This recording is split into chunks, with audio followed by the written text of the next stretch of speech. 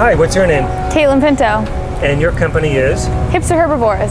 So tell me more about it. You're here at Kensington Market. Yeah, so I started a vegan, sugar-free, all-natural snacks, smoothies, and baked goods company. And I sell it here at Kensington Market on the weekends. Tell me about it. What do you got? You got 3 categories? So yeah, basically I have 3 categories. They have the energy balls. Sometimes I make bars. Those are made mostly of nuts and different dried fruits. These are the baked goods. So there's a banana bread, a peanut butter cookie, and a red kidney bean brownie. And then I do a variety of different smoothies. Right now I only have the chocolate blueberry and the mango avocado here. Okay. Let's go into more detail. You got different types of foods here. Tell me about it in more detail. What's inside this one? So this is a cake batter. There's some vegan protein powder. That's the chocolate matcha. Okay. Matcha, yeah. And what's in that one? Sorry. Cake batter. So it has a vegan protein powder mixed with cashews, vanilla, dates. Dates is what sweetens them all. And that's your chocolate? Chocolate matcha, yep. So it's chocolate. Matcha. So matcha is a green tea extract. It has so many different health benefits. It's a known antioxidant. And then your next one? This is a lemon chia. So it has lemon, coconut, chia seeds, cashews, almonds. And this one? That's a strawberry cheesecake. So it has some freeze-dried strawberries with cashews, coconut. Doesn't look like a strawberry cheesecake, and the other ones you mentioned, you don't really notice that those ingredients are actually in it. Yeah, well, strawberry cheesecake gets darkened by the almonds, but it definitely does taste like strawberry cheesecake. Well, I'm sure. And yeah, this one? That's the mango tango balls. So it has some dried mangoes, almonds, dates. Yeah. Good. And so next category? Yep, so these are the red kidney beans. They're super packed with protein. It has cocoa powder, obviously the red kidney beans. It has some walnuts, some vegan sugar-free chocolate chips, and it's sweetened with baking stevia. So what made you decide to make that? So when I started my health passion, I wanted to get a better diet.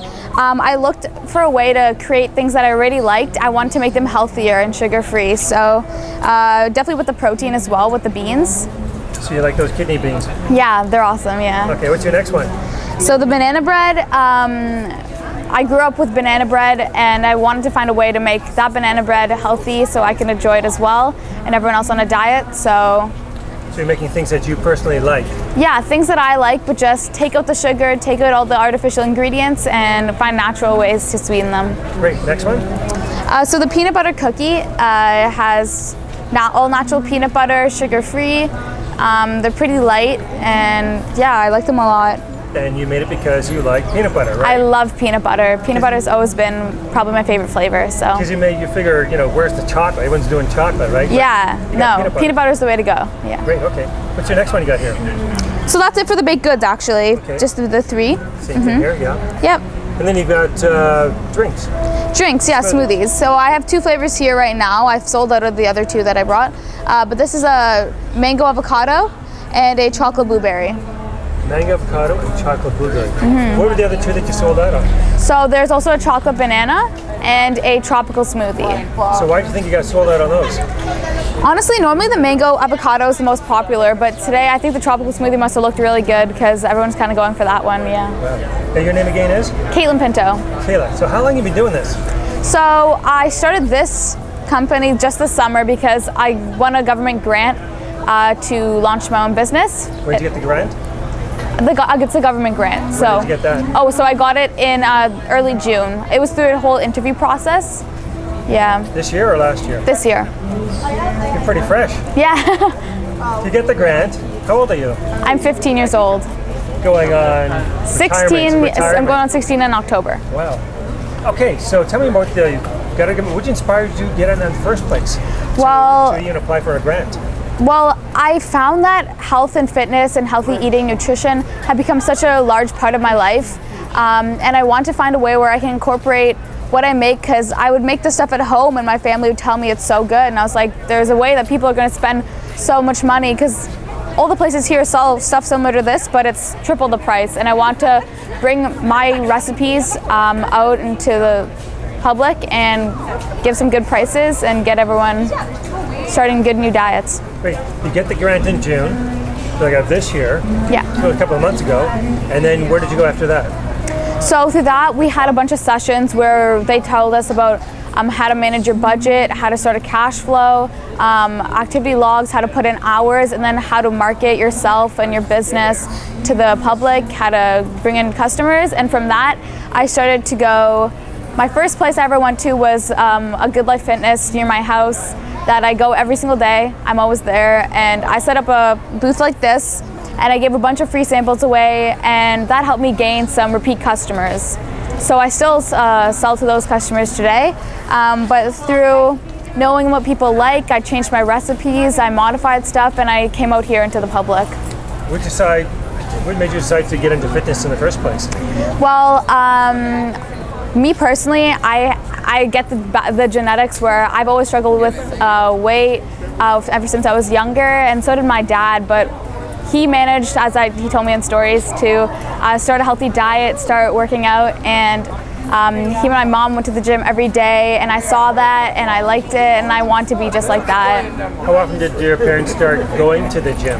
My dad has started playing soccer when he was around 14, actually for his whole life, but he started doing it more seriously. He tells me that he went to the gym in the morning, played soccer at night, and that really helped him change his life. And my mom, he kind of drew my mom in just when she met him. She never really went before, but yeah, he kind of did the same thing to me as well. So. And when did you start going to the gym? Just recently then? Well, I had a membership ever since I was kind of allowed. They pushed me to get it when I was younger, around 12, 13, but then I really just started getting into it around Christmas time of grade 9, so 2 years ago is when I started taking the gym seriously.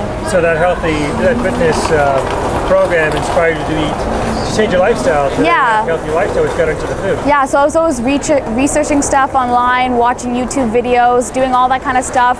I just want to soak up all the information. He actually knows everything also about nutrition. Let's bring Dan here. Dad's actually beside you. Come on in, Dad. So you were saying you did a lot of research? Yeah, I did a lot of research, found out what was good for me, tried different diets, experimented with that kind of stuff, and found something that suited me best. And that's kind of what helped me also get into this stuff too. So what I understand is you just started making foods that you personally like, taste better than what was out there. Yeah. And then what happened in your mind that you decided to make a business out of it? Well, I think the cost of the food was so high, and then she wanted to buy equipment that was more professional, but again, there was a way to pay for it by incorporating a business. She got this young entrepreneur idea, applied for it, won the award, and next thing you know, she said, I can pay for all my expenses using this government money. So she's invested into this business with the intention of getting professional equipment from a food processor, a blender, and a computer that's all professional grade, and the government paid for it. So now she owns the business and she has what she wanted. She didn't really inspire her business per se, but you inspired her in the fitness end. I inspired her, I've always inspired her to eat healthier, to understand the concept of eating organic. I avoid the grocery stores, the aisles.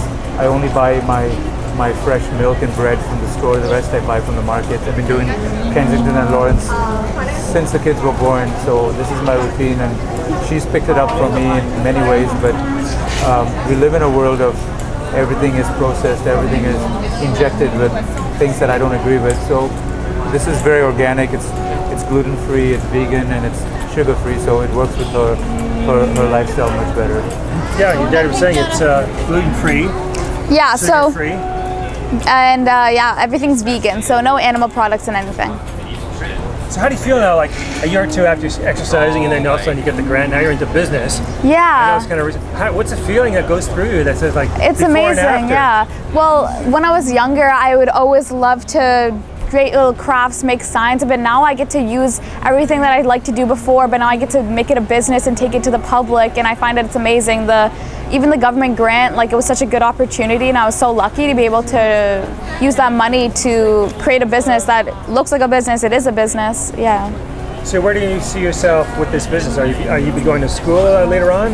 Yeah, so I'm going into my second last year of high school, grade 11, this coming September, and after that I have been planning to go to kinesiology, to study kinesiology, most likely at Queen's University. And from there's many different directions I could go. For a while I wanted to go to medical school, but now I'm starting to think that I want to stick with the fitness or maybe physical therapy, something in that aspect. Definitely keep nutrition, take some courses in that, just to keep my options open. What would you say to the young entrepreneurs to inspire them to follow some kind of passion or dream? Definitely a government grant. If you can apply, that's the way to go. But if not, make sure you know how to market, make sure you understand your market, and that you have to understand where to go for it. This is definitely a niche market, and Kensington Market's a great place for something vegan, something new, hip. But make sure that there's people who want your product before you start to make it. And yeah. Have you thought of like learning how to cook and do some other dishes as part of your offering here?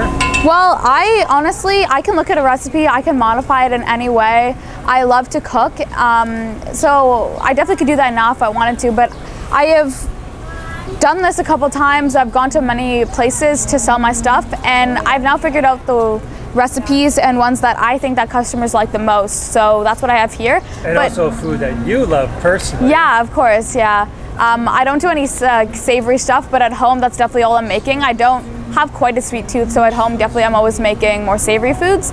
But yeah, I used to go to cooking camps, cooking lessons all the time when I was younger. So that's definitely where I started to learn my techniques and stuff like that. So yeah. I think you'd be phenomenally successful. Thank you. Website? Yeah, so my website is www.hipsterherbivores. It's on a platform called WordPress, so it's actually more of a blog. So I'm probably going to start incorporating more fitness blogs into that. But yeah.